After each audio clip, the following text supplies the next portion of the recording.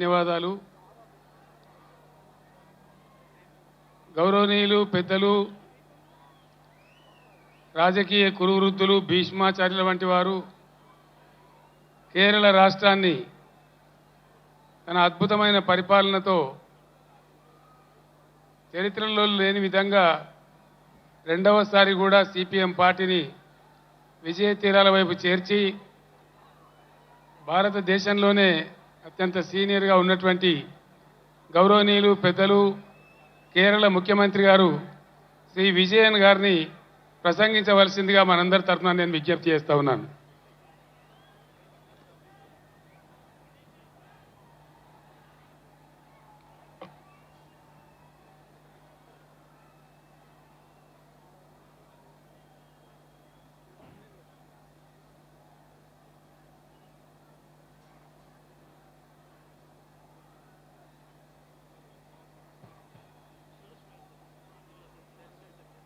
Dear sisters and brothers,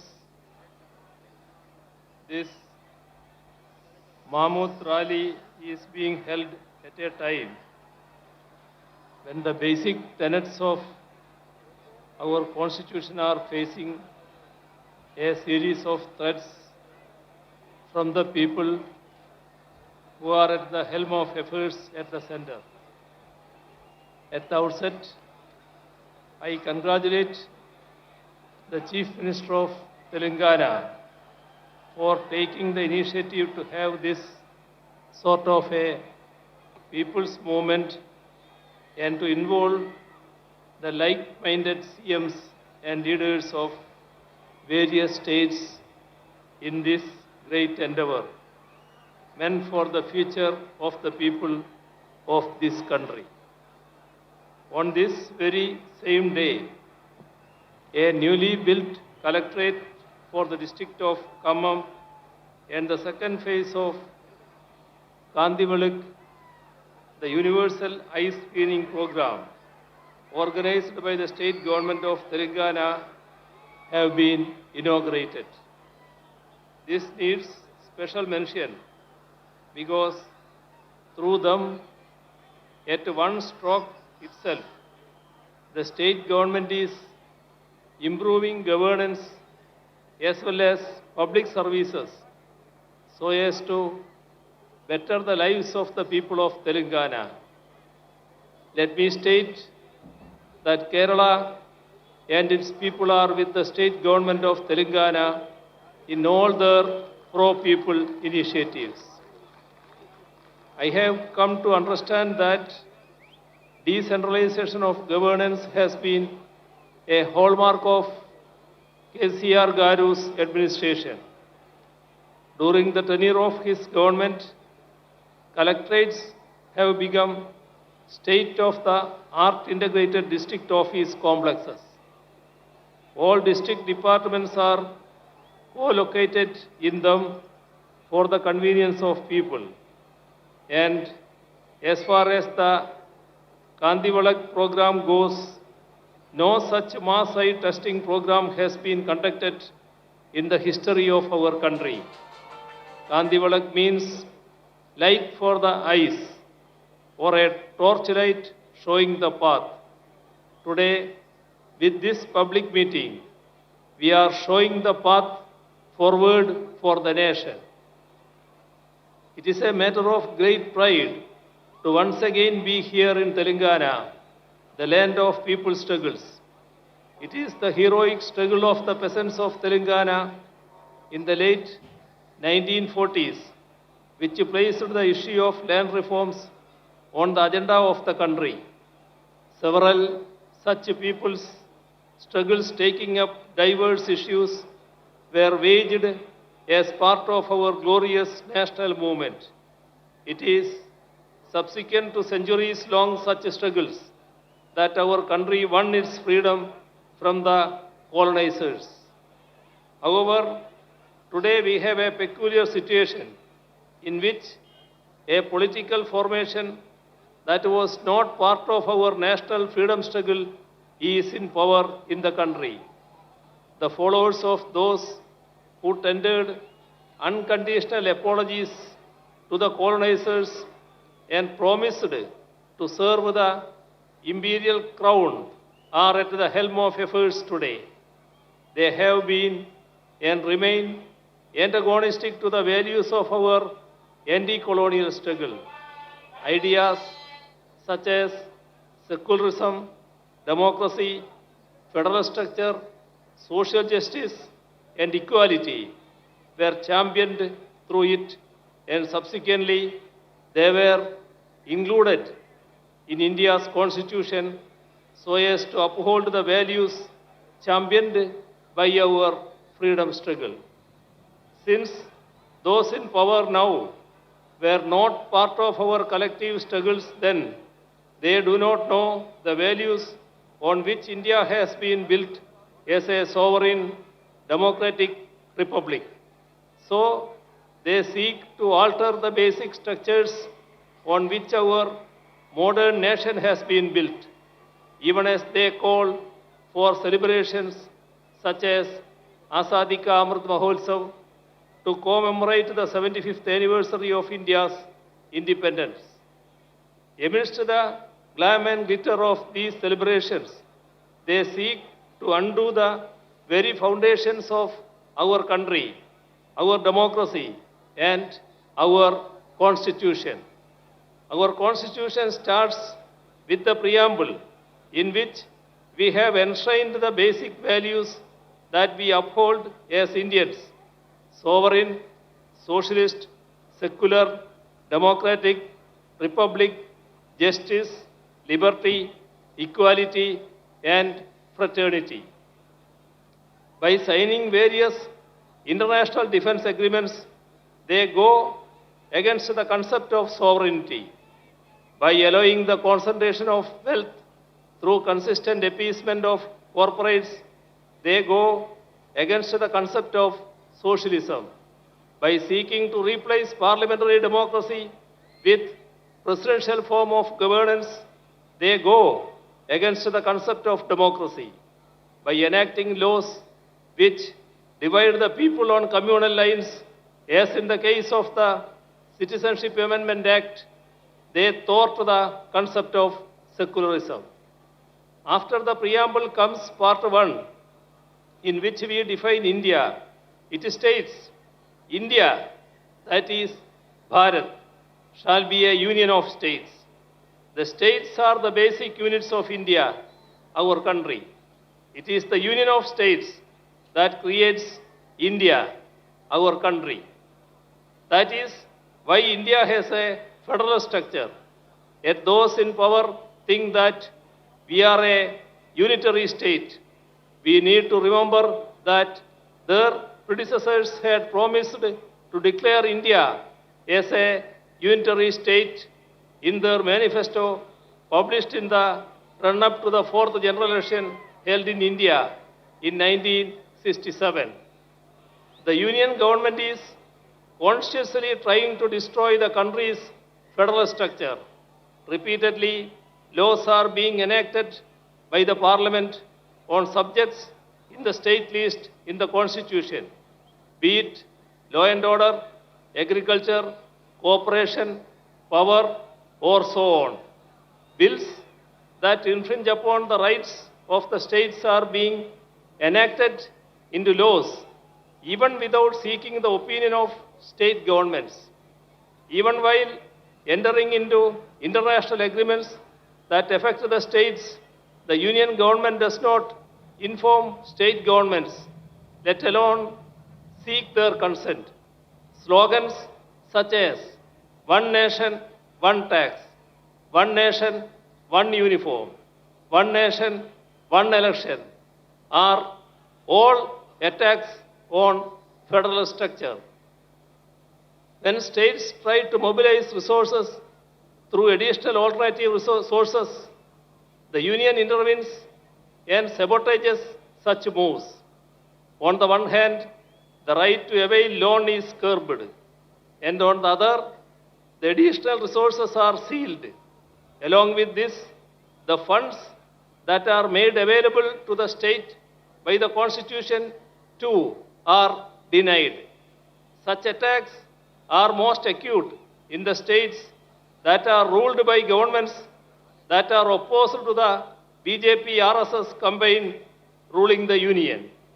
We are seeing it in Telangana as well as in Kerala. Attacks against the state's rights and powers are being carried out even by politically misusing the office of governor. Widespread efforts are on to take control of the higher education sector through the governors in their capacity as chancellors.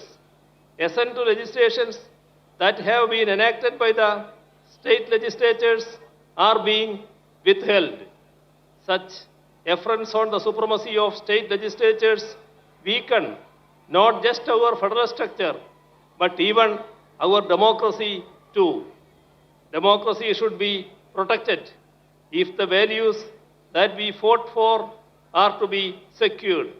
We do not have any option but to resist these moves more unitedly. The weakening of our parliamentary democracy is evident in the way in which our parliamentary norms and precedents are being bulldozed. Bills are being passed without adequate discussions or calling for division in the parliament, and this weakens our parliamentary democracy. All ethics and norms of democracy are being violated. Governments that have come to power in the states by winning a majority in the assembly elections are being toppled through horse trading. Such unethical efforts to form governments in the states weaken the very foundations of our democracy, which is based on a multi-party system. Such a multi-party system is essential if we are to preserve and promote our diversities while remaining united as one. Unity in diversity is the most cherished of India's ideals. It is what has defined us as a nation right from the days of our freedom struggle. India's varied languages are the expressions of our diversities. Our mother tongues are part of our cultural identities.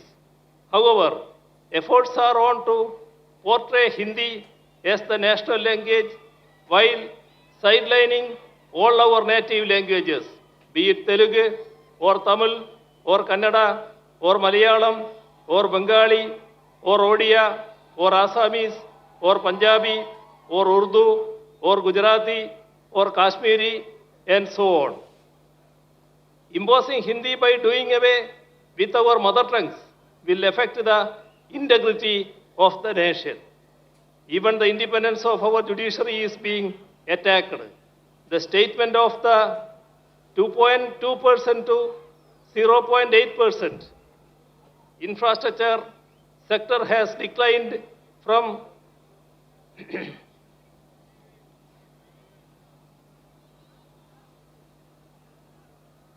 the statement of the law minister to the effect that the union government should have a decisive say in the appointment of judges goes to prove that the BJP government is hell-bent on destroying judicial autonomy and to subvert the judiciary into a nominated body of the union government.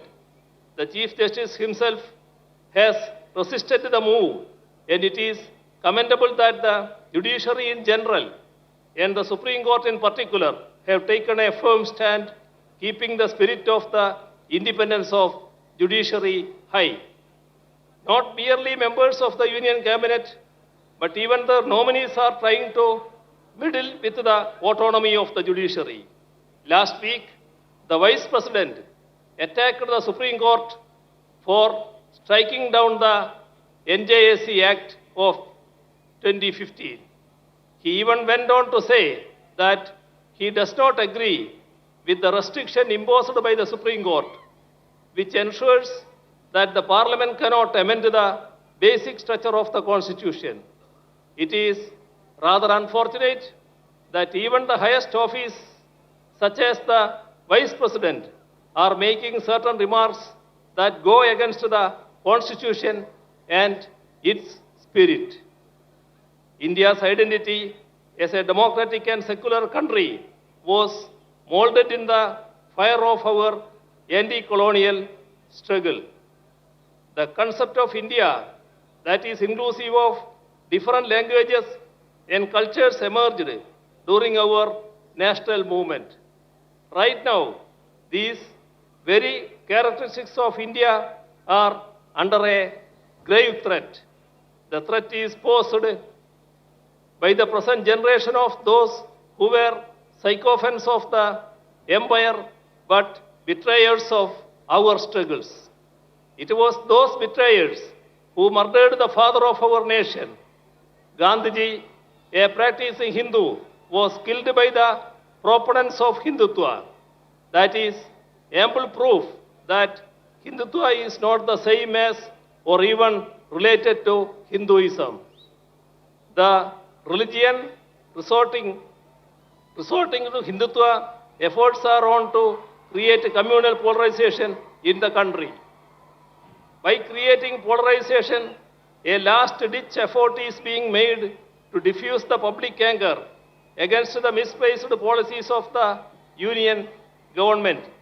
The fallout of such anti-people policies are there all around us. Public sector enterprises, which are the wealth of the nation, are being sold off. In the last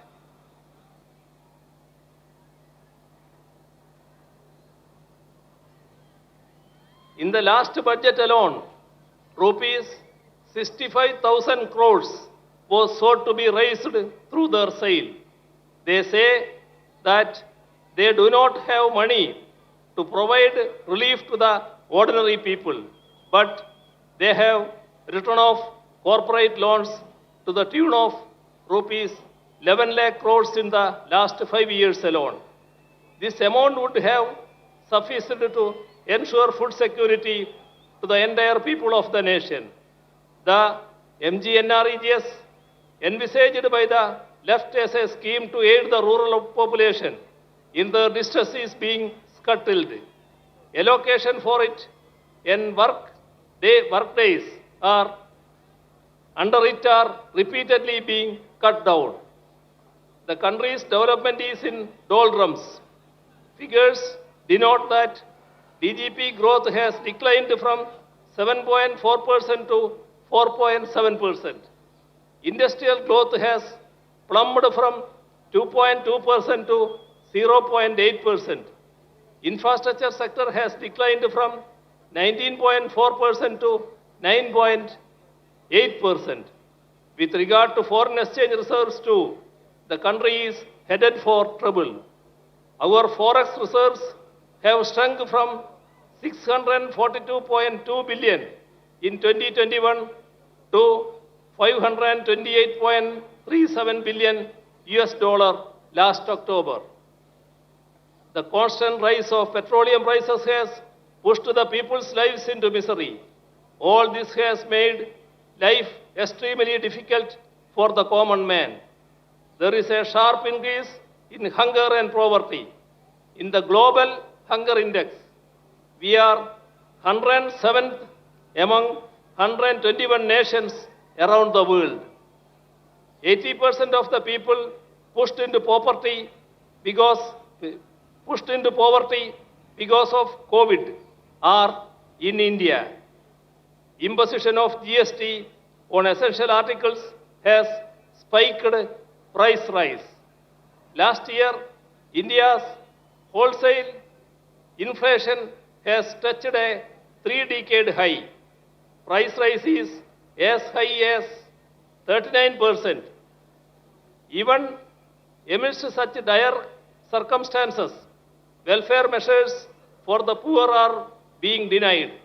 Atrocities are being committed against minorities, women, SCs, and STs. The idea of equality is given a go-by. Laws such as CAA, which seeks to alter our secular polity into a religious state, are being introduced. The main issues of the ordinary and the poor are related to their livelihoods. To create better living conditions, we need to forge the unity of the ordinary and the poor. People's unity has to emerge against the communal agenda that seeks to divide us. It is our duty to resist the backward march of our nation. As far as Kerala goes, we are resisting both communalism and neoliberalism, which are pushing our people into miseries.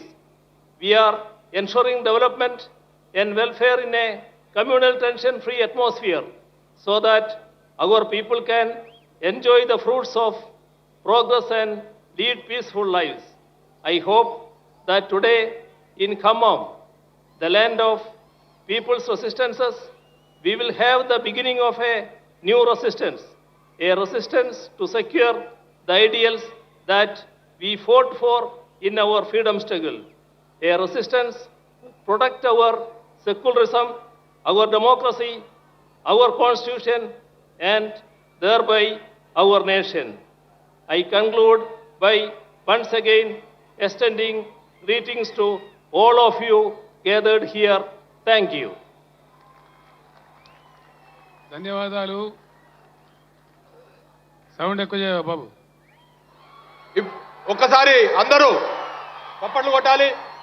ఇప్పుడు వద్దా నువ్వు కూర్చో. విజయన్ గారు కేరళలో ఒక అతి ముఖ్యమైనటువంటి ఫంక్షన్ను వారు అటెండ్ చేయాల్సింది. ఇప్పుడు త్రివేంద్రం వరకు వెళ్ళి వారికి ప్రత్యేకంగా ఏర్పాటు కూడా చేయడం జరిగింది. కొద్దిగా ఓపిక అవసరం మనకు. హిందీ ఇంగ్లీష్ ఉపన్యాసాలు కూడా వినడం మనం నేర్చుకోవాలా.